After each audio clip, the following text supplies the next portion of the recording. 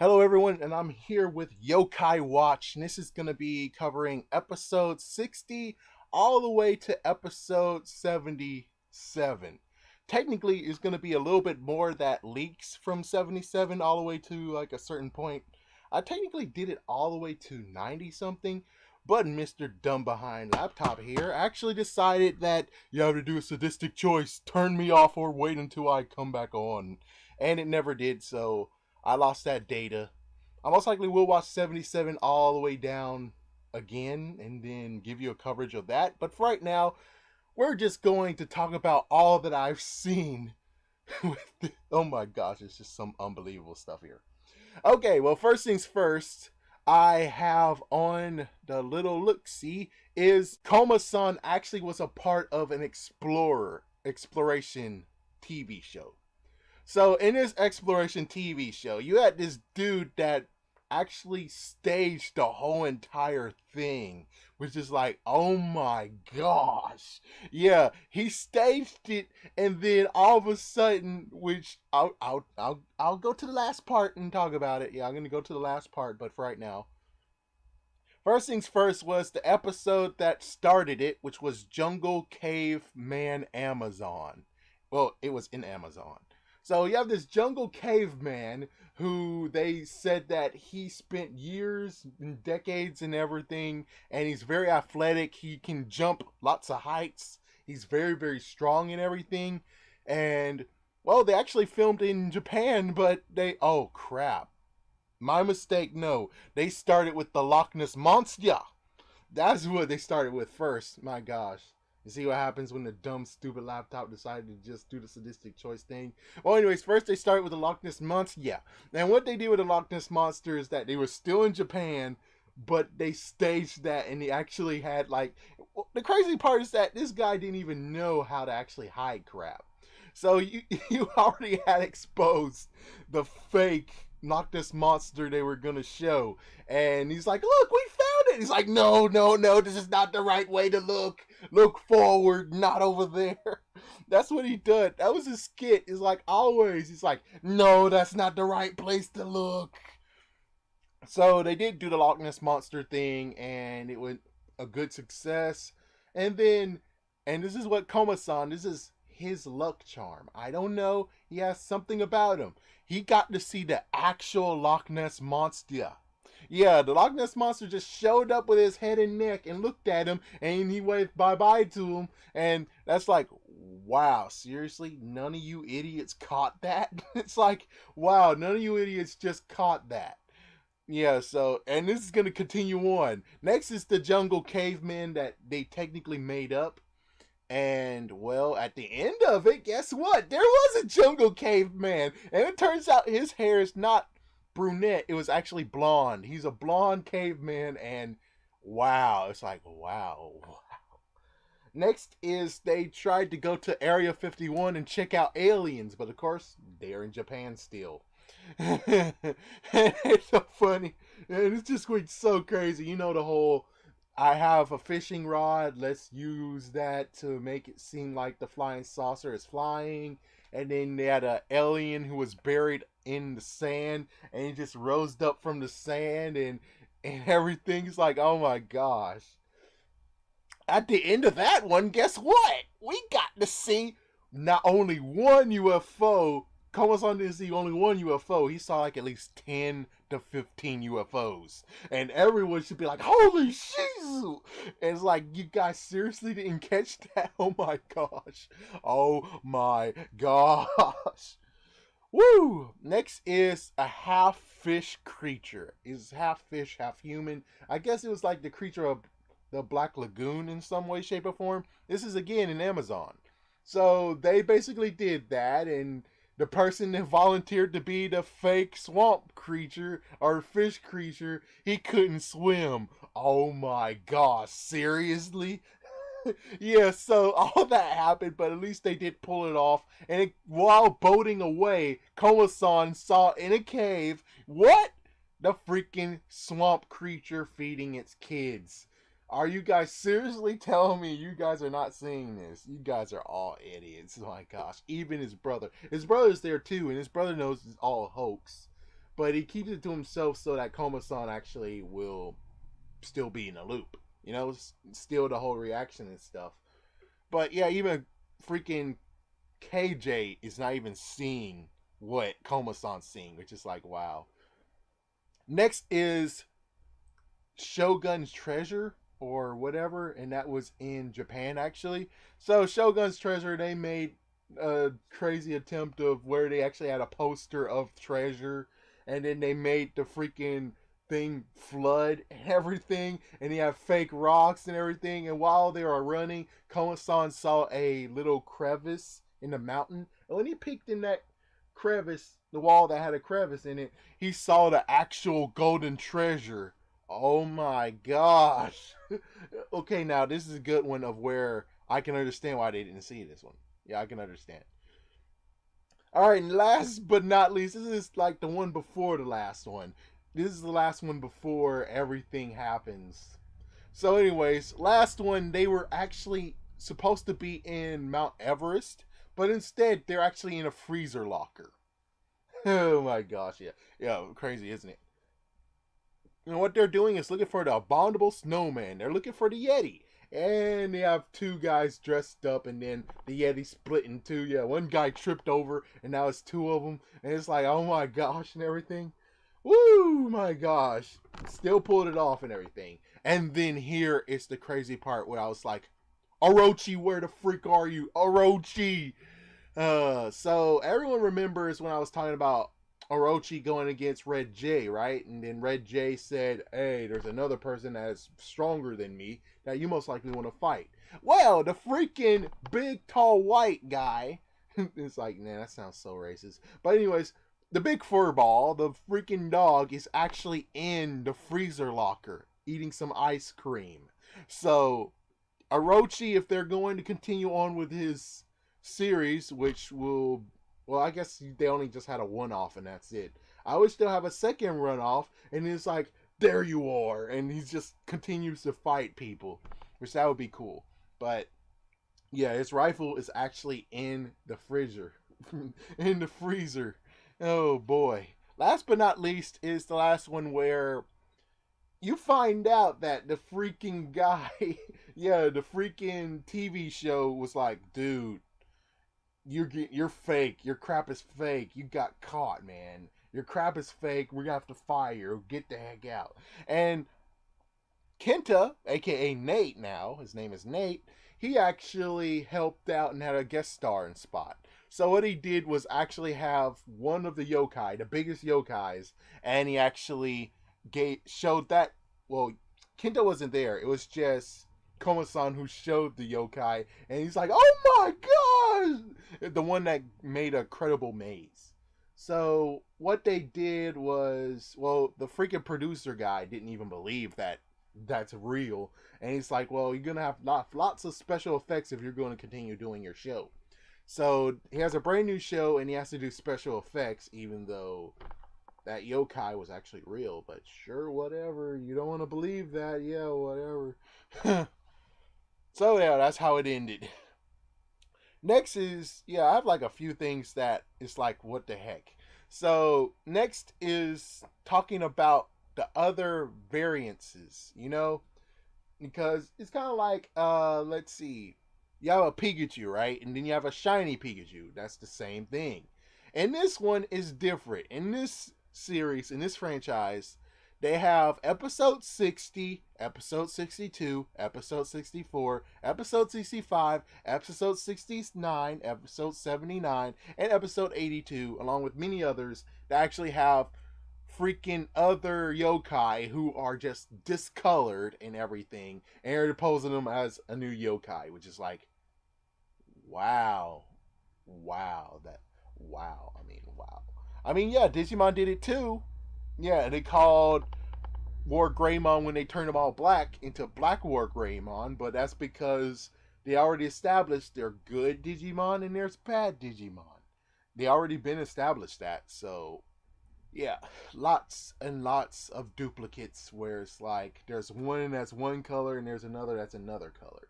When it comes to the moth who actually gives luck, along with the other moth that gives makes people say, I hate you, we're not friends anymore. That's okay. That's understandable. That's like Beautifly and Duck Stocks. Even, yeah, I'm kind of relating it to Pokemon, but whatever. But still, it's like, that's understandable. But when you have like other things, it's like, yeah, those variations aren't really needed. Why in the world did it even exist? That's not right.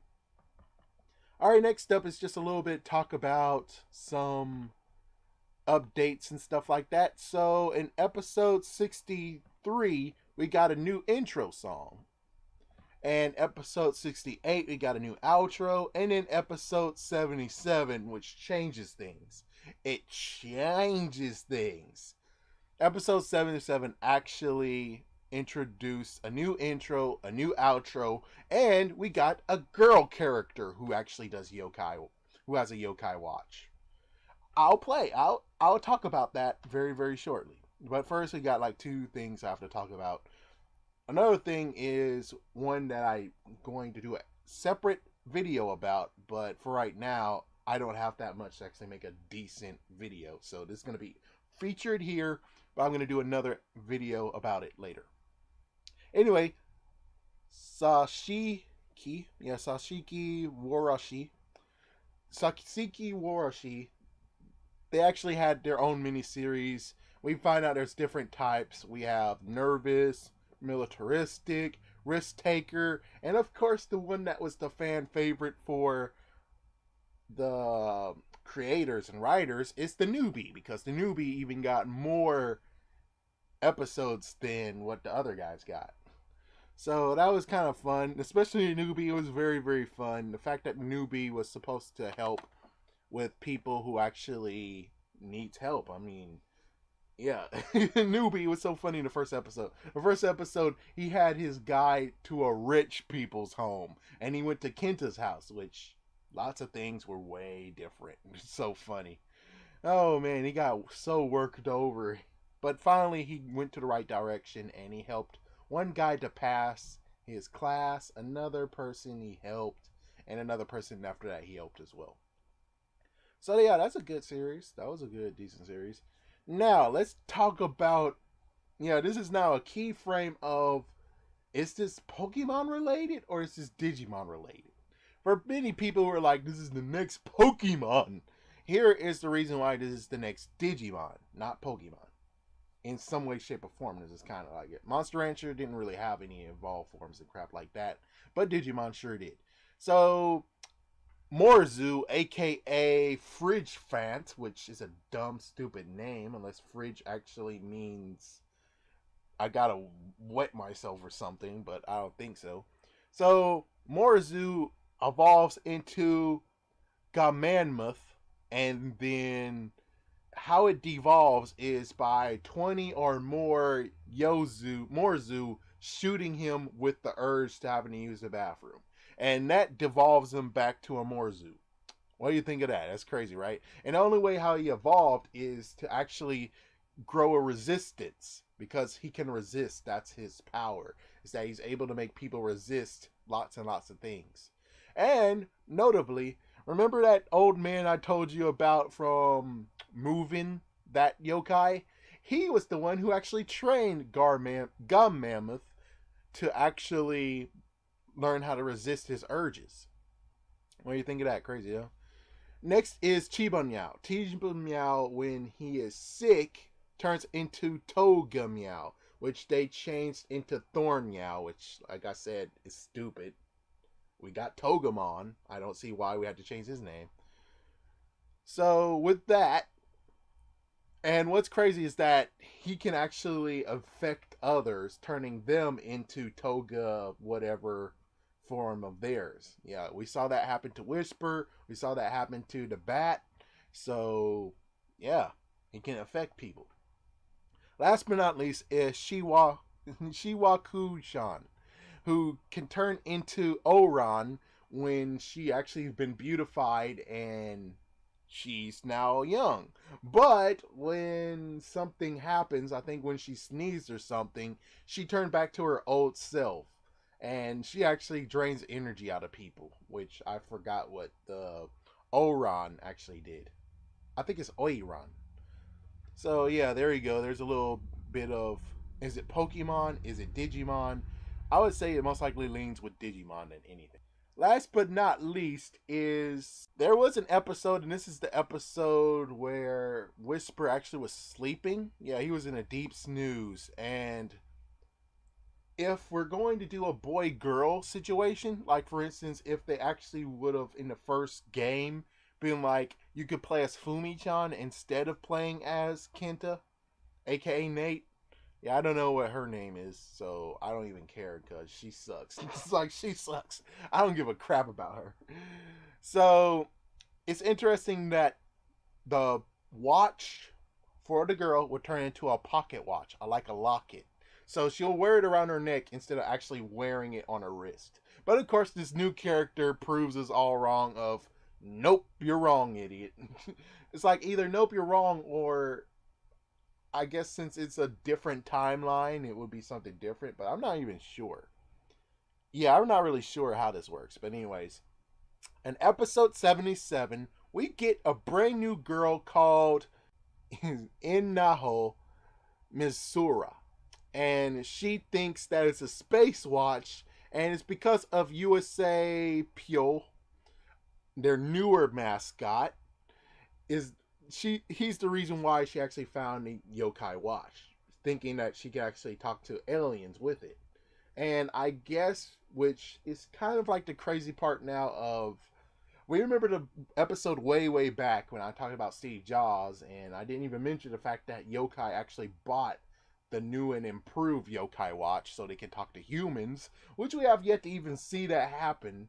So we know what happens right here is that USA Pion actually took his Yokai watch and he put it in the store so she can see it. And yeah, so I guess it's kind of like Digimon all over again. It's like, you're my Digidestined, here, have a Digivice. It's like, yeah, there you go. It's like, yeah, that's how it happened, alright? Oh my gosh, so does that mean that everyone who got a Yokai watch, they actually just decide to choose a person they're hanging out with or something? Or, no, whatever. Just whatever. I'm not getting into this. Well, anyways, so this guy can actually, yeah, USC Pion actually can turn into something called Veta mode. And Vader mode is when he just turns, his bowl turns black with red eyes and he just starts shooting. He's just shooting crazily. He's a trigger happy nut job. I don't even know if he's either a bunny or a bear. I don't know. They never tell me. Or hamster. I don't know. I'm not even sure. So the fun thing about this new spin is that first they were looking for Professor Hiyuri, and you also get to have some fun quiz gimmick, like the fact of where could they find this yokai, because now they decide to actually build a ship, a spaceship, and continue the professor's dream. So they basically have the fun thing of where can this yokai be located, and it's kind of fun just to see how one person fails and she always wins. Yeah, USA Pion actually loses so many times, but but she wins so many times. I do have a few things, so I guess I'll talk about these, even though I shouldn't, but I'm gonna do it anyways. Actually, no, we're out of time. So all I'm gonna say is this: is that there is something called a U prototype, and U prototype actually makes the other watches obsolete, and also apparently it can evolve.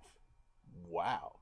So I guess when it comes to toy line, like for instance, if they take my advice and make a watch, an actual watch that can do exactly kind of what it does in the show, then that means that the old watch and then the other watch will not be used anymore, and then you just have this U prototype watch. And now this one is the one that is very cool, but on the other hand, the toy maker is going to have a lot of work to freaking damn do, because now he has to take the sounds of the first watch and sounds from the second watch and put them together and put it in this watch, which is like, oh jeez, you guys got a lot of work to do if you're taking my idea. But anyways, thank you for watching. I hope you guys enjoyed this, and Yeah, Yokai Watch after episode 77. It turned into a brand new season, definitely into a brand new season. Not only a boy with a Yokai Watch, Nate, but you also have a girl who actually has a Yokai Watch as well. But she doesn't do exactly the same thing as Nate does. All she does is help assist USC Peon or whatever they're going to name him. And yeah. So, anyways, thank you for watching and have a great weekend.